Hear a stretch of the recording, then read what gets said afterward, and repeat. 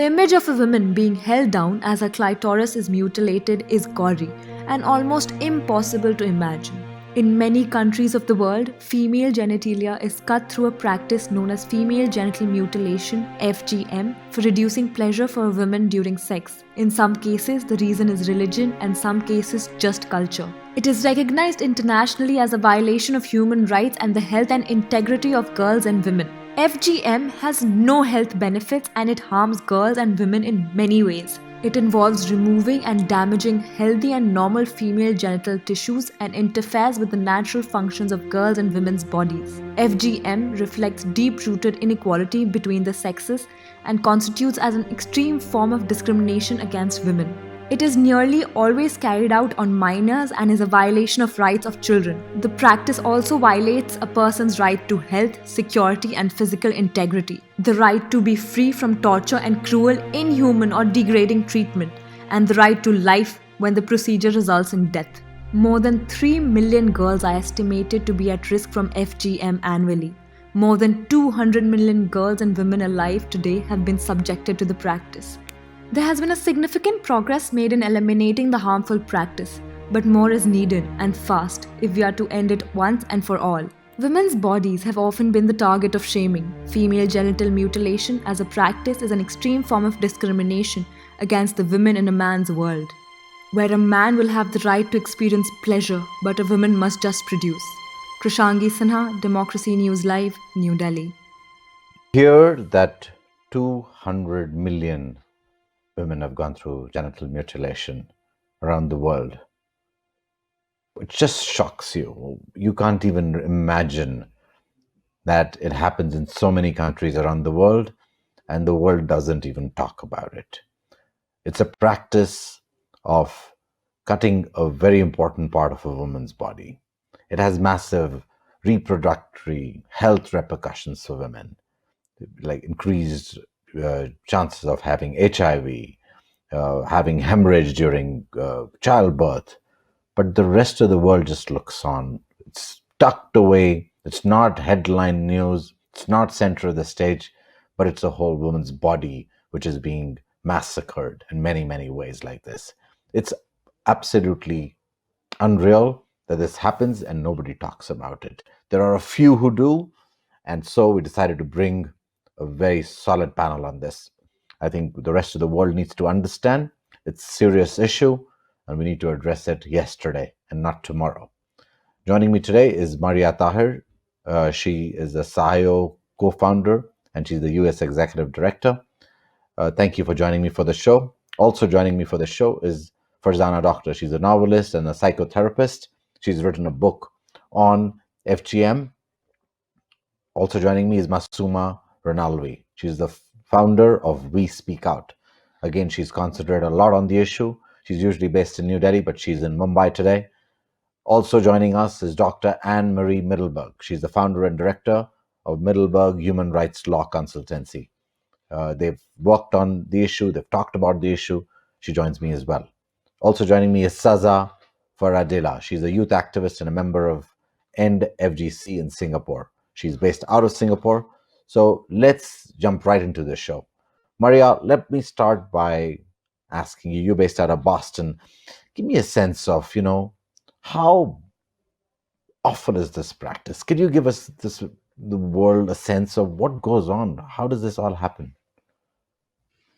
Sure. Thanks for having me too and for allowing me to talk about this issue. So just to give some context, I'm so glad that you mentioned the global figure in terms of 200 million women and girls have undergone this.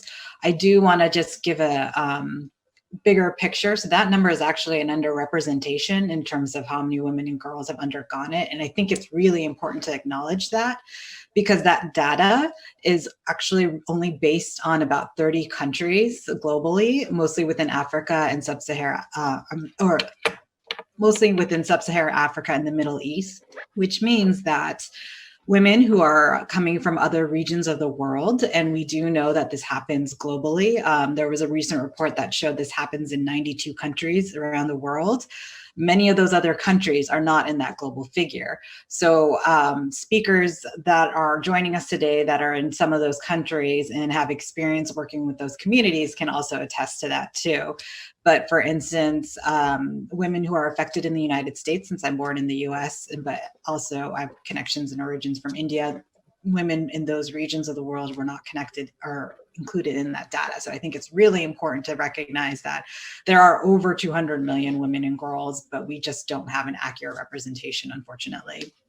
And then And in terms of, what happens, Maria? So give me a sense of, what really happens here. Give the viewers a sense of what a woman has to go through. At what age does it happen? Because I think the rest yeah, of the world doesn't even understand it. Most people I spoke to had no idea. My show producer, well educated, she had never even heard about it. yeah, so female genital mutilation, or it goes by other names too. So I often refer to it as female genital cutting, or FGMC/C. So it is, the WHO has actually classified it as the partial or total removal of the external female genitalia or other injury to the female genital organs for non-medical reasons. And so it's really recognized internationally as a human rights violation and an extreme form of violence against women and girls. But it can happen from anywhere to birth and to puberty. Adult women also have undergone it too, but typically you see the range of it happening on girls that are too young to consent to this, so minor girls. And also the WHO, World Health Organization, has categorized in 4 different categories, but they're very broad in what happens. So they're categorized from type 1 to type 4. And it can involve anything from type 1 is sort of considered this physically least severe, one of the least severe forms, but anywhere from part or all of your clitoral hood to your clitoris being removed. And then type 2 is where it can be also your clitoris and your labia minora. And then type 3 can be involve everything from being removed in terms of like all of the external genitalia. And some people refer to this as infibulation as well too. So it actually ranges in severity, and that's another misconception that people don't recognize on FGC as well, is that there are a wide array of what's happening. But what happens, and it varies in terms of how it happens to women and girls around the globe. In some settings, it happens in what we call like traditional settings by a non-trained medical professional who's doing it on a girl. In some cases, it can be without anesthetics or anesthesia or anything like that. Other cases, and some other speakers might speak about this too, and it happens in medical settings. So you see actually medical professionals that are doing this in this idea that it could be safer if it's practiced with anesthesia and with the medical trained professionals. But I think it's really important to recognize that this is harmful. It's happening to minor girls without their consent. They're too young. And regardless of it, there's health risks, both physical health risks, which some of which you mentioned, but also emotional and sexual and mental health risks, which are oftentimes not really highlighted. And those are some of the most common forms of negative consequences that we hear happening to women and girls too. Thank you, Mariya. Let me now go over to Farzana. Farzana, doctor, is based out of Toronto. She's written a book around it. She belongs to the Bora community herself. Farzana, tell me a bit about what is this a community-specific issue? Is this a global issue? Is this a regional or a cultural issue? Give me a sense of that. You've written a book around it. Yeah, so thank you for having me on the show. And as Mariya said, it is a global issue, right? 92 countries. So if there is a culture that's connected to FGMC, it's the culture of patriarchy, and that's global. But all across the world, there are community-specific contexts in which this is happening. And so some of us here are originally from the Dawadi Bora community. I was born into that community. And so in our community, it happens around the age of 7 plus or minus some years. And it's happening under the guise, under the mythology that somehow it will make a girl or woman more pious, sexually pure. So it's done to control sexuality. And that's actually something that we hear across the globe. That same kind of reason that's given is to control sexuality, as though it requires control. And it's said to be required by our religious leader. And of course, there are many people in our community who oppose that. So why did you decide to write the book? Was there a reason you said, I want to write this book? Yes, I've been a founding member of WeSpeakOut since 2015. After Masooma made the call, I joined. And, you know, over the years of gathering information and then also kind of processing my own trauma around it, I found myself writing fully fictional scenes. They were just coming out of me. I'm a novelist, so this is my 4th novel. And I really wanted this book to be, you know, number 1, just an enjoyable novel to read, but number 2, a vehicle to be able to address this issue that is so stigmatized, so taboo, so silenced all around the world. I found myself touring this novel in Canada and the US virtually since September, and most people have never heard of this issue. So I'm really hoping that we can normalize conversations around it, because if we can normalize the conversations, we can do something about it. Masooma, would you tell me a little bit about, you know, how you got involved with the issue and why you decided that you had to voice out and speak up for the community?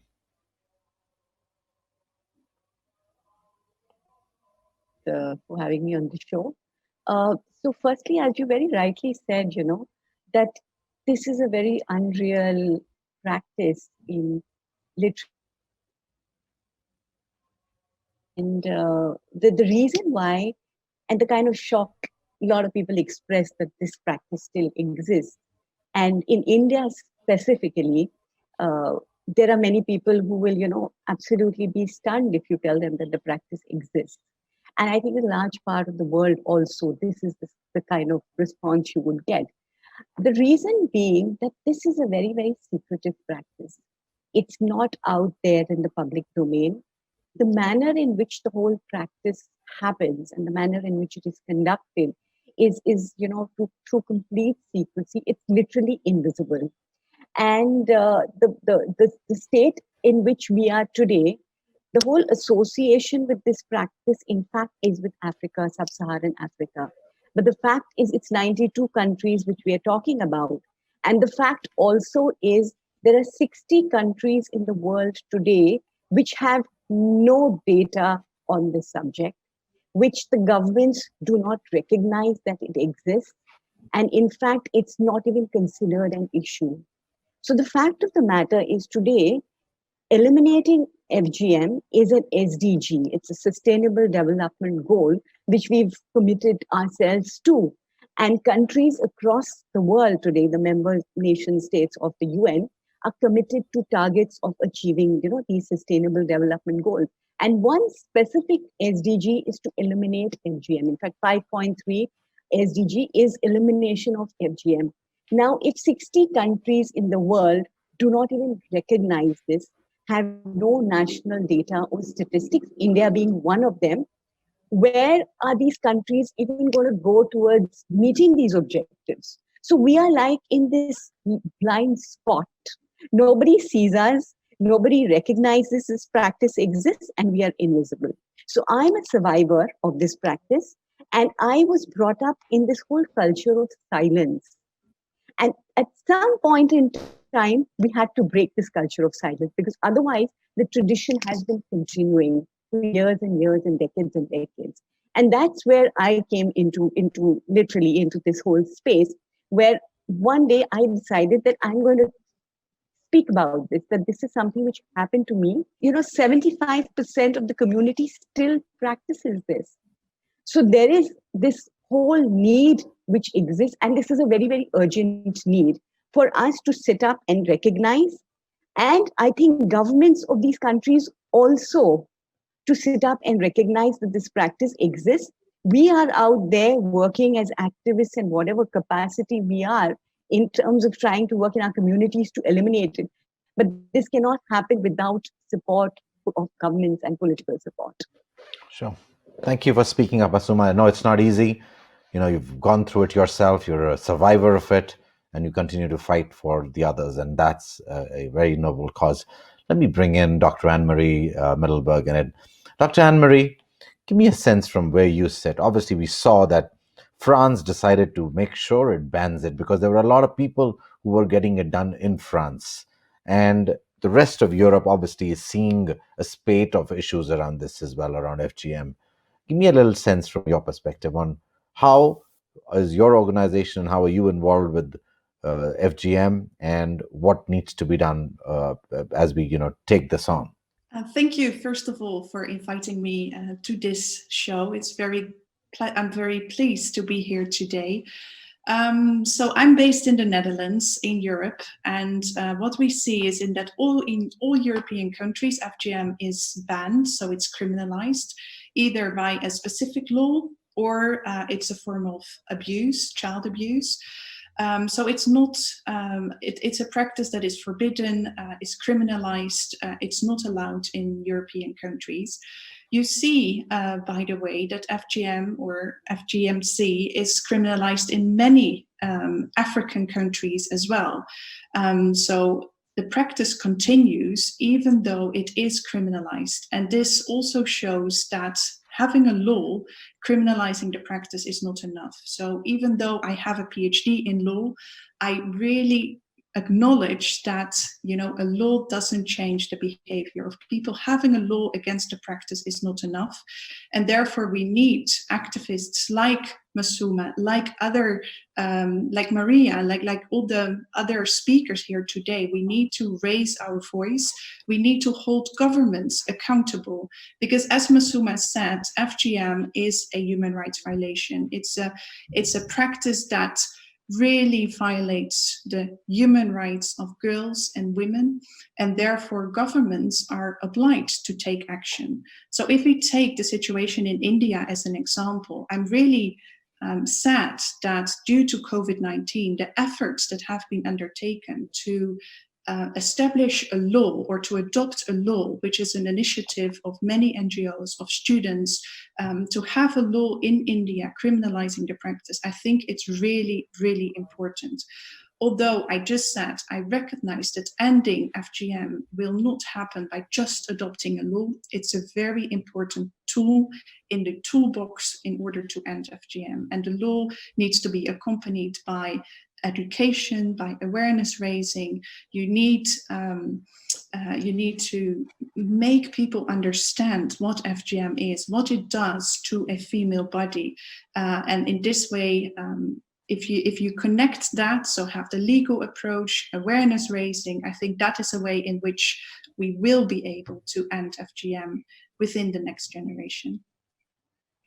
Thank you, Annemarie. I think it's a very important point. Beyond the laws, awareness building, making people understand, talking openly about it, and that's one of the things we are doing today as well, is to talk about it. Until we talk about it, people won't understand what a woman has to go through, what an important part of her body is her clitoris, and deciding to take away her clitoris without her permission, without her wanting to do it. If you're doing it at the age of 7, she certainly doesn't, she's not there yet to decide, and maybe she never would have decided.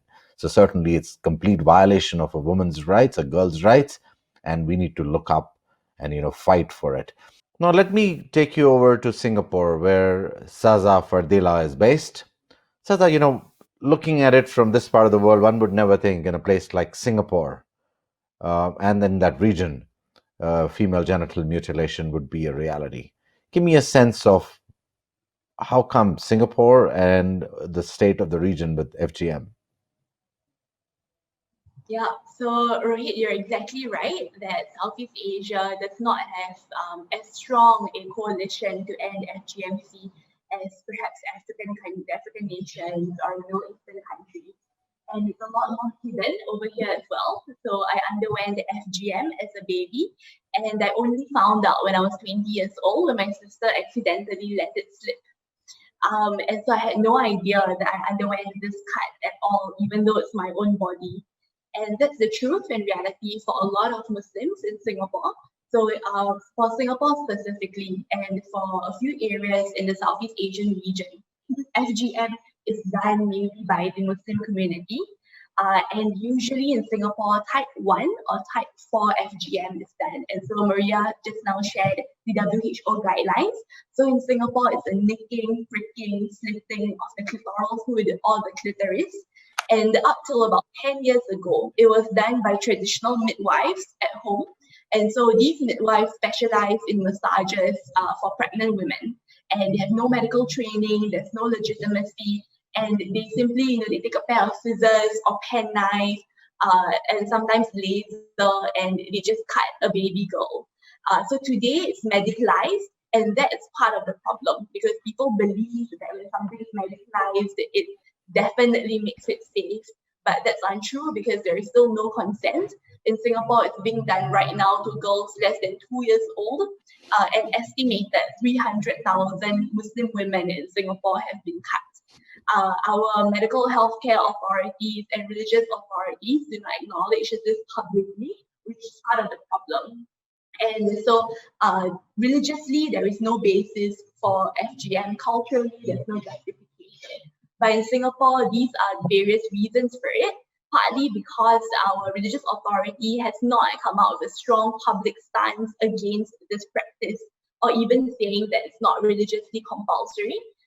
Culturally, it's an intergenerational practice where grandmothers and mothers will pressure their children to do it onto their grandchildren. And so until we stop this practice on a cognitive level, I don't think we can stop it just yet in Singapore, but we are attempting to do so. So we're starting a campaign to launch a series of frequently asked questions about FGM. And so to really debunk a lot of these cultural and religious myths, we're also doing a series of panels to really, for parents who chose not to cut their daughters, or parents who cut their first daughter and didn't cut their second daughter, to be able to speak emotionally to other young parents. And so we hope that these efforts can lead to a paradigm shift within Singaporeans. Sure. One of the things which I'm seeing through this, the conversation, is that around the world in the Muslim community, it seems like it's done a little more than the others. But I know it's not true. It happens across other communities. Farzana, do you want to weigh in on this? Is this a Muslim community specific issue, or is it a global issue happening across communities? It's the second. It's a global issue that's happening across communities. And in fact, there are many, many Muslim communities that don't practice this. And there are many Muslim religious leaders that denounce this practice. And of course, we hear that it happens in pagan communities. It happens in Christian communities. Perhaps Mariya can speak a little bit more about this, but we've heard about Christian white women in the US coming forward to speak out about this. And, all of the speakers have talked about how silenced this is, how secret it is. And I think that FGM survivors are having a kind of Me Too moment. And as more and more voices come forward, I think we're going to start to hear about so many more cases in so many more countries across all religious groups as people feel that they're able to speak out.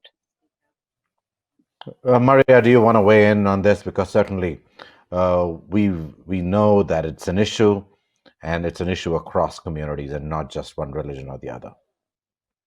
Yes, thank you. I would love to weigh in on this. And exactly as Farzana said, we know that this is a global issue, meaning that it affects women of all different backgrounds, all different religions included. One of the things that I like to mention, or I think it's important to recognize, is that FGC is something that has a lot of justifications, and it varies from community to community in terms of why it happens. Some communities focus on religion, as we heard Saza talk about in Singapore. Other communities really focus on the fact that it is for sexual control, or it is an idea of a woman needs to get it for marriageability. Others will talk about cleanliness, hygiene, even though, again, no research that is just not true at all.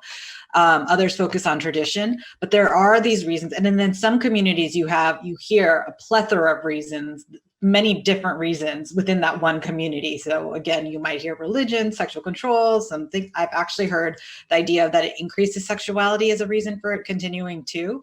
But I think underlying all of this is recognizing that this is a social norm. It has been justified in communities in all sorts of ways. So it's become this learned form of violence that happens generation after generation. And this is very much what we see. I have a background in working in domestic violence, sexual assault too. We see this with domestic violence, sexual assault as well. Children that grow up in those communities oftentimes grow up to be survivors or to be perpetuators of abuse. Same thing here, where you're seeing this. Saza talked about intergenerational violence. And some of the other speakers also spoke about the silence around this. You're brought up in this culture, you're brought up around silence, so that you are taught to not talk about this, or you're taught that this is a woman's issue, and you're taught this is something that must continue for the good of the girl. So it is this learned form of gender-based violence that happens. Religion is one of those reasons. And I always like to explain that, because I think it's important to talk about that this is not based in religion, but I think it's also important to recognize that many community members, whether or not you're talking to religious scholars, lay people in communities, believe it's religion. And I think that's really important to recognize, and why it's continued. And I think regardless of it being done for religion, the overall thing to point out is that no religion anywhere should promote harm for a child. And there are religions that have different harmful practices too, such as child marriage, or the idea of not accessing modern medicine in some communities as well. But again, none of those should happen. And the larger point is that we should not be promoting harm on a child, regardless of the religion, if it has a religious connection or not. So I feel like it's really important to recognize that larger message too. Yeah, absolutely. And if it's happening because of it being a part of religion, then those religious leaders need to be made responsible for it. That if it happens within your community and within your auspices, then you're responsible for it, and whatever be that religion. Let me go to Masooma here. Masooma, if you can give me a sense of how large is the practice in India? How widely is it practiced? And is it specific to certain regions, or does it happen across the country? So in India, Yes. the practice, let's use the word known practice at the moment, is within the Bora community. But as we know, it's a very, very silent and secret practice. So there could be other communities where it is practicing and we don't know. We did find evidence of the prevalence of this practice in some Sunni communities in Kerala. And, but because it's a very tightly knit community and nobody is really forthcoming in terms of giving evidence, there were two very brave women who spoke about it and who spoke about the practice in their families, and literally gave accounts of at least 50 women in their families who were subject to FGM. But there is no official knowledge about it. And because of the fear from the community people, the community leaders, women are not very forthcoming with this information. So apart from the Kerala community of Muslims, Sunni Muslims in India, and the Dawoodi Bohras, we have no evidence as yet of any other community in India. I would like to speak about this whole issue of religion, which you raised, and which is a very important issue. It exists across religions, though there are predominantly a lot of Muslim communities and countries which practice it. In India, if you see, it's a very interesting thing. The large majority of in India is Sunnis, and the Sunnis, apart from this Kerala community, do not practice it. We are a Shia community, and we practice it. And it is the religious leader who kind of ordains the people to practice it. But the point which really I want to make here is this issue is currently in the Supreme Court of India. There is a petition where the constitutional validity of this practice is being challenged in a PIL, which is being heard by the Supreme Court. And interestingly, the Supreme Court has referred this matter on the grounds of whether it comes under the purview of freedom of religion to a larger bench. A 7-judge bench in India is hearing this matter, currently to decide whether this issue comes under view of freedom of religion. So, no matter how hard we try to say that this is not really a religious practice and it's more of a cultural practice, it's a patriarchal practice, the control of religion and religious leaders in promoting this practice is something which we have to take into account. And also the fact that there are religious leaders who today are taking progressive stands and who are condemning this practice. So I think that Sure. itself Very, very also has to important. be noted. It's a very important point, Masooma. Dr. Middelburg, would you want to weigh in on this in terms of the laws have been, now kind of dealt with in many parts of the world? We thought law had been taken care of, but then there are many of these countries who still continue to live in the past in some level. Yeah. What is that is required for the rest of the world to say, tomorrow this is illegal, and if you actually help practicing, you should be in jail? Yeah, well, this is exactly the question that I asked myself when I was a student, and this is the main question of my PhD research.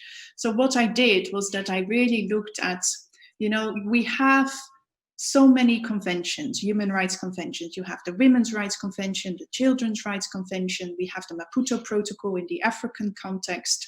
Yet, if you look at the prevalence of FGM, it's really going down very, very slowly. So I asked myself, what goes wrong? How is it possible that you have, since the 1990s, so many countries having a law against the practice, but then still the practice is continuing on the ground? Now, one of the things I would like to highlight is that what Mariya already said, FGM is a social norm. So I've spoken and interviewed so many women who have experienced FGM themselves, who have experienced the pain during sexual intercourse. Every month when they were menstruating, they had pain. When they had to go to the toilet, they were in pain. They had, so many psychological trauma. Yet, when I had discussions with them about their daughters who had about the age to undergo the cutting, they were really, really in dubio what to do. Because on the one hand, they really felt themselves what they have been through. On the other hand, since FGM is a social norm, you are part of the community because you underwent FGM. So while I was in a village in Senegal, I was sitting on a stone talking to this mother. Her daughter was just playing with, she was playing on the ground just a few steps away, and she was pointing to her daughter and she said, "What would you do if you were me?" She said, "I want her to get married. I want her to stay part of my community, but I also want a future for her." And this is really why FGM is so complex. So many people don't realize how complex the practice is, and then they might think if you criminalize it, it will end, or if you educate people about the harmful consequences, then people will stop because no one wants this for their daughters. But it's not that easy. It's really difficult, and therefore it's also an explanation why we see that it is so hard to get the numbers down and to reach the goal that we set ourselves, namely ending FGM or a world free of FGM by 2030. So this is really also something that relates to the debate we had earlier. Is it a religious practice? No, it's not. But also in those villages in Senegal, if you look at the data, the DHS surveys, many people believe that it is a religious requirement and that it is one of the major reasons to continue with the practice. And there you see, I've also interviewed many religious leaders and imams, and some of them are really strong change agents, as we call it. They are strong advocates for change. They are preaching in their mosques about, how important it is to keep girls intact, and that's also really powerful to see. But I just wanted to highlight that it is so complex. It's difficult to eliminate since there are so many different root causes, so many different reasons why it's practiced. It's linked to religion, it's linked to culture. It is a social norm in a society, and therefore it's very hard to change. It's so deeply rooted in the lives of girls and women within the community. So a mother cannot make the individual decision to end the practice at her generation, since she is dependent on the rest of the community. So I wrote an article a while ago about FGM, and then the title was "Mothers Do FGM Because Out of Love for Their Daughters?" And there was so much criticism on that title, but I think with the story that I just shared, I think that is true, and that is also how we need to, see the practice. Absolutely. I think just that the nuance of the perspective of the mother needs to be taken into account for her, thinking of the daughter's well-being. And it's something that we have to address. It's something that we can only bring about by awareness, that the love will really be when she makes sure that it doesn't happen. Saza, would you want to give in your closing thoughts, and as I take my show to the close, because I think we're running out of time. Okay, sure. Yeah. No, I agree that it's a very complex issue in Singapore as well, because of its intersection with cleanliness, with the control of female sexuality. In our advocacy for it, I wonder if we could be maybe throw caution to the idea of using state intervention and legal apparatus to end FGM, especially in the global climate of defunding the police and defunding our criminal justice systems because of its inherent problems with racism and sexism and various other issues. I like what Dr. Annemarie mentioned as well, in that even though there have been laws to criminalize FGM, this has not stopped the practice. And so I wonder if the way forward is not to call for it to be banned, or for people who do it to be jailed, or for mothers to be jailed, even though I also feel a very strong kind of reaction to it. And I do hope that these people will be penalized in some way. But I wonder if the way to move forward is rather to focus on a religious and cultural mindset shift instead of a legal one. FGM certainly is a practice that needs to be out of the window. It doesn't need to be any part of, in any community, in any part of the world, but action has to be taken together. It's not going to be an easy one. If there are 200 million women, which is a large number of women and girls who are, and that number obviously, like everybody spoke, is not the real number. The number may be much higher. If so many women are going through it, there's certainly change needs to be made. And it has to be made together. People have to understand what they're doing is illegal. They need to be seen jail cells if they try and do this on a woman. Thank you, all of you, for joining me, Farzana, Maher, Saza, Masooma. Really, it's an important, and Dr. Annemarie, because these are issues we have to address. And if we as the world community will not address this, then certainly we don't know what we are doing and what democracy is and what the world is and what egalitarianism is. Thank you, all of you, for speaking up. And hopefully we will continue following this story. Good night and good luck.